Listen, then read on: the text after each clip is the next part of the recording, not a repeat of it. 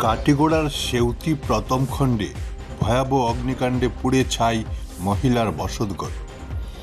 কাটিগড়ার সেউতি প্রথম খণ্ডে ভয়াবহ অগ্নিকাণ্ডে পুড়ে ছাই হল মনোয়ারা বেগম নামের এক মহিলার বসতঘর।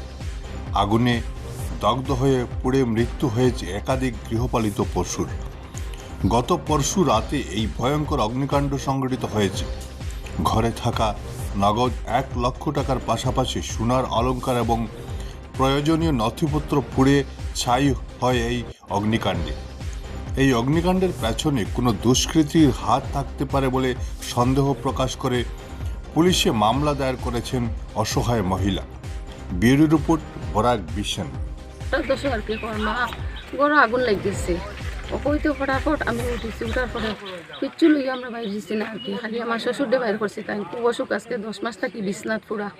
আর তানে খালি শুধু বাইর করছি আমরা, মা খুয়াই আর কি বাইর করিয়া আর লইয়া বাইর দিচ্ছি। কোনো কিছু ডকুমেন্ট কিচ্ছু আমরা বাইর করতে পারছি না। আমার ছোটো বোনেরও ডকুমেন্ট কেন আছে, তাইর বাচ্চা 2টা আছে, তারও ডকুমেন্ট আছে, ওটারও ডকুমেন্ট সব কিছু আছে, বা আমার শ্বশুরেরও ডকুমেন্ট আছে। তাই একটু ছোটো মোটো আর কি, তাই নাকি পেনশন একটু হয় নাকি পাস হয়ে যায়, তানেগুলো সব ডকুমেন্ট সব জ্বলিছে আর কি। কোনো কিছু আমরা ডকুমেন্ট বাইর করতে পারছি না, সব কিছু জ্বলিছে। হাঁস মুরগি ছাগল সব ধান, আমার বড়ো সামান সব কিছু আর কি জ্বলিয়ে একদম চাই হয়ে গেছে।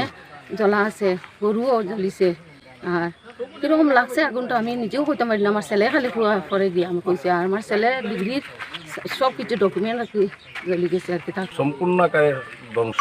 সুতরাং আমরা আমাদের প্রতিনিধিবৃন্দ যারা এমএলএ এমপি এবং আমাদের মাননীয় মুখ্যমন্ত্রী ডাঙরিয়াকে আমরা অনুরোধ করছি যে অতি সত্বর এই পরিবারকে যে কোনোভাবে একটা অনুদানের মাধ্যমে, আমরা শুনতে ভদ্রমহিলার কাছে জানলাম যে ওনার নাকি PMAY লিস্টে নামও আছে, কিন্তু এখন পর্যন্ত উনি পায়নি।